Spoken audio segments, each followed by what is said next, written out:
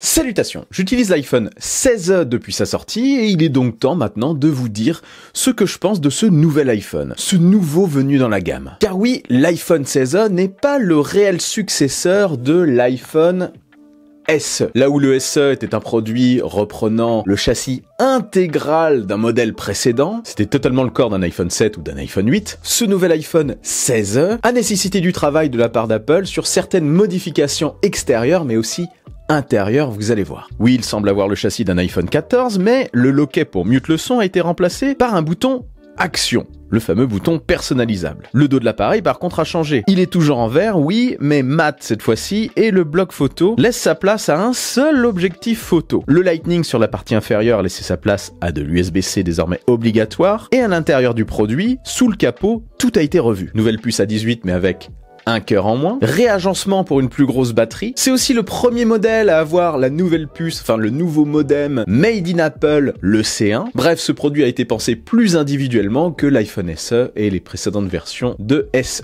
Il ouvre donc désormais la gamme des iPhone 16. Ce n'est plus l'iPhone 16 tout court le moins cher des iPhone 16, c'est désormais celui-ci, l'iPhone 16. Gamme qui l'ouvre à 719 € quand même. Ce n'est clairement pas donné, mais est-ce que ça vaut quand même son prix? Déjà extérieurement, l'iPhone 16 est un beau produit.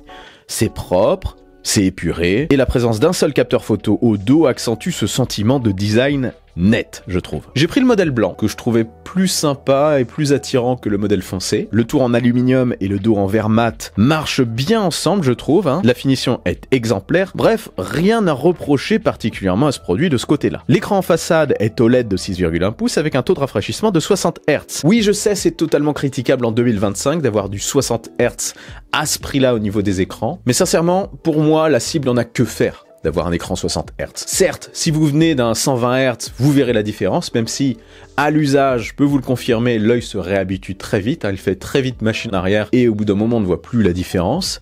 Mais si vous venez d'un écran 60 Hz aujourd'hui, avec un taux de rafraîchissement donc plus traditionnel, vous ne verrez clairement pas la différence. D'autant que les animations sur iOS sont bien réalisées, donc pour moi, c'est anecdotique, comme je le disais, pour la cible de ce produit. L'écran lui-même est très bien calibré, coloré, contrasté, avec des noirs profonds. Non, c'est bien réalisé, comme toujours sur les iPhones depuis un moment. Les bordures autour de l'écran sont visibles, oui, comme sur l'iPhone 14, et c'est la même encoche en haut également, qui renferme Face ID. Donc ça met un terme définitif à Touch ID, le lecteur d'empreintes, sur les iPhones. Désormais, on n'a plus que du Face ID. Le système est toujours aussi efficace, rien à dire de ce côté-là. On a l'habitude maintenant sur les iPhones, ça donne l'impression d'oublier le déverrouillage, on swipe et c'est bon. Je valide. Pour ce qui est de la puissance maintenant, l'iPhone 16 embarque un processeur A18. Alors, ce processeur A18 a quand même la particularité d'avoir un cœur en moins que le A18 qu'on retrouve sur les iPhone 16 et 16 Plus. En fait, pour faire simple, dans les chaînes de production, parfois il y a des entre guillemets loupés. Il y a des puces qui sortent avec un cœur en moins, et c'est celles-ci qui sont utilisées pour réduire les coûts de ce produit. Dans les faits, vous ne verrez absolument pas la différence. Cette puce est très puissante, et c'est super efficace pour faire tout ce que vous attendrez d'un smartphone haut de gamme. Parce que, à l'usage, on est vraiment dans l'expérience d'un smartphone haut de gamme. Toutes les applications tourneront à merveille dessus, même les plus gourmandes, les jeux, bon, sauf les jeux hyper gourmands qui nécessitent aujourd'hui la puce A18 Pro, mais bon, il n'y en a pas beaucoup. Enfin, ils tourneront dessus, mais avec une qualité un poil inférieur. Mais quoi qu'il en soit, ça fonctionne très bien, c'est très fluide. N'oubliez pas que ce téléphone a moins de choses à gérer que le modèle un petit peu plus cher. Enfin, quand même plus cher, oui. Le 16 tout court. Donc c'est nickel.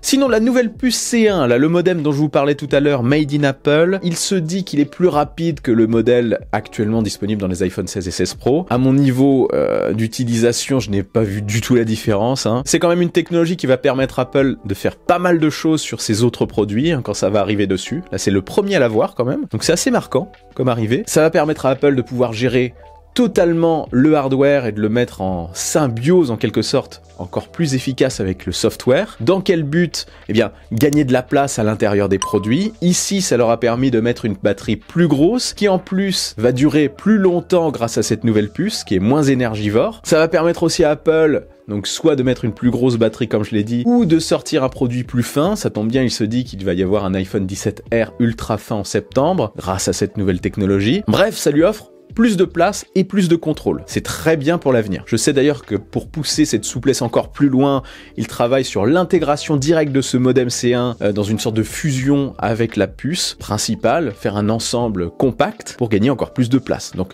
ça va encore évoluer tout ça, c'est intéressant. Mais bref, pour revenir à cet iPhone 16e, ça c'était la petite parenthèse, ce modem marche très bien, j'ai rien à dire de particulier dessus. Donc ce nouvel iPhone a pour moi, en tout cas en usage quotidien, tout d'un modèle haut de gamme, tout d'un iPhone haut de gamme. Côté puissance et fluidité du moins. Comme je le disais, la nouvelle puce a permis à Apple d'introduire une batterie plus grosse et d'allonger encore plus aussi l'autonomie. Pour faire simple, cet iPhone 16e a une excellente autonomie. Je l'ai utilisé vraiment de manière intensive, en testant des jeux, en prenant des photos, des vidéos, en naviguant sur les réseaux sociaux, etc. J'avais encore, mais en étant brutal, 20% à la fin de la journée. Donc c'est une excellente autonomie, même après une journée très riche. C'est hyper agréable au quotidien, ça. Ça, c'est un gros point fort de ce modèle. Par contre, pour la charge et l'autonomie, bon, il charge pas hyper vite, mais ce qui lui manque vraiment, c'est, pour une raison obscure, ou plus ou moins obscure, c'est le MagSafe. Cet iPhone n'a pas le MagSafe, cet anneau magnétique au dos de l'iPhone qui a été quand même introduit avec l'iPhone 12, donc ça date.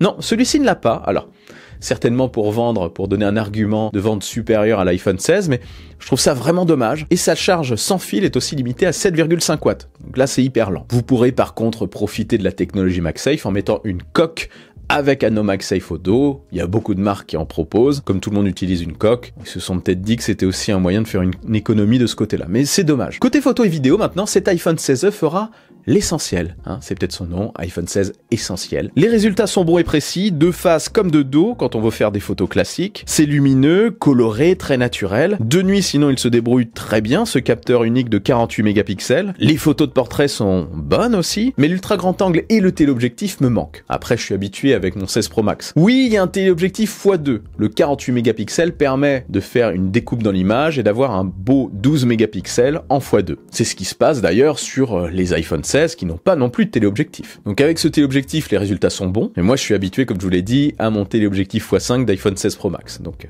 évidemment, je me sens un petit peu limité avec ce type de produit. Et il n'a pas non plus d'ultra grand angle qui, lui, par contre, est présent sur les iPhone 16 et 16 Plus. Ce capteur m'a étonnamment aussi manqué, notamment pour les photos macro, les photos de près, qui utilisent ce capteur, et pour les photos qui nécessitent d'avoir un plan beaucoup plus large. Ça m'est arrivé de me dire, ça serait quand même bien d'avoir un ultra grand angle ici. Mais encore une fois, je suis habitué à cette tech. J'ai oublié de le dire aussi, le produit est léger et vraiment compact. C'est un plaisir à utiliser au quotidien, je trouve. Mais c'est parce que j'ai encore une fois un gros modèle au quotidien. Un seul objectif, il faut faire des compromis si on veut baisser les coûts. Si c'est quelque chose qui peut vous manquer, l'ultra grand angle notamment, je vous invite à économiser un petit peu plus et à vous tourner vers un iPhone 16 ou un iPhone 16 Plus. Pourquoi je dis pas d'iPhone 15? Parce que, pour revenir à la puce de tout à l'heure, la A18 permet la compatibilité avec Apple Intelligence, l'intelligence artificielle d'Apple qui arrivera en avril sur nos iPhones compatibles, encore une fois. Même si leur IA n'est pas exceptionnelle aujourd'hui et mettra quand même un bon moment avant de l'être, si c'est un achat que vous voulez pour longtemps, si vous voulez faire durer longtemps votre smartphone, ça peut être intéressant quand même que ce modèle soit compatible avec les nouveautés à venir. Le 15 ne le sera pas. Le 15 Pro, oui. Pour investir dans la durée, parce que c'est pas donné, ça peut être intéressant. Continuons. La vidéo, c'est bon aussi. On peut filmer en Dolby Vision 4K avec audio spatial. La 4K en vidéo, c'est jusqu'à 60 images par seconde. C'est bien. Ça permet de faire quand même des petits ralentis au montage. La stabilisation naturelle est très bonne, je trouve. En tout cas pour cette gamme. Par contre, qui dit un seul objectif au dos, dit absence de vidéo spatiale.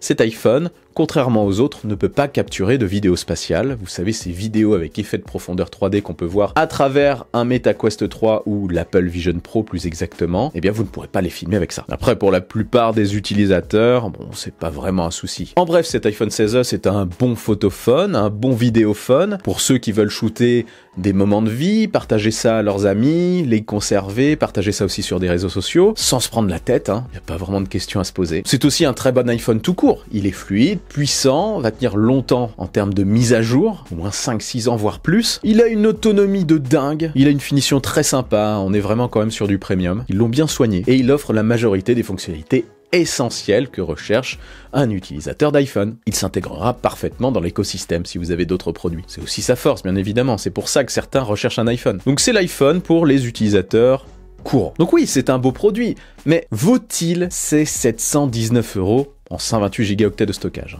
Le premier stockage, c'est enfin 128. Pour moi, il reste trop cher. Son plus gros argument de vente, c'est Apple Intelligence, qui est toujours pas là chez nous, et qui n'est pas optimal aujourd'hui. Ça mettra du temps à être un vrai avantage. Et 719 € sans MagSafe, avec un seul capteur audio, sans Dynamic Island. Tout ça en 2025, c'est un petit peu compliqué à justifier. Sauf si on veut un iPhone, sans se prendre la tête, qui va durer dans le temps à moins de 800 €. Ça pique quand même. Si vous pouvez mettre plus, prenez un iPhone 16. D'ailleurs, celui-là est en partie là pour vendre des iPhone 16. Je pense. Par contre, au cours de l'année, ce modèle va baisser et on va avoir des offres, plus on va se rapprocher de la fin de l'année. Et à mon avis, il pourra possiblement graviter autour des 600 €. Et là, il sera très intéressant. Donc mon conseil final, si vous pouvez, attendez. Soit pour avoir plus d'économie et prendre directement un iPhone 16, soit pour acheter un iPhone 16 en septembre après la sortie des iPhone 17, donc pour moins cher, soit pour acheter ce modèle en fin d'année, par exemple au cours de l'année, s'il y a des promos plus intéressantes. Après, libre à vous de faire ce que vous voulez, ce n'est qu'un conseil. Quel que soit votre choix, le meilleur, c'est toujours celui qui vous fera plaisir. C'est tout ce qui compte. Ne vous prenez pas trop la tête. Voilà, dites-moi en commentaire si vous avez quand même craqué pour ce nouvel iPhone 16 et ce que vous en pensez. N'oubliez pas, je pose l'iPhone pour pas le balancer, n'oubliez pas, le bon pouce en l'air qui claque, l'abonnement de force. Je suis aussi sur les réseaux sociaux. Vive la technologie, vive le futur. Et rêvez les amis.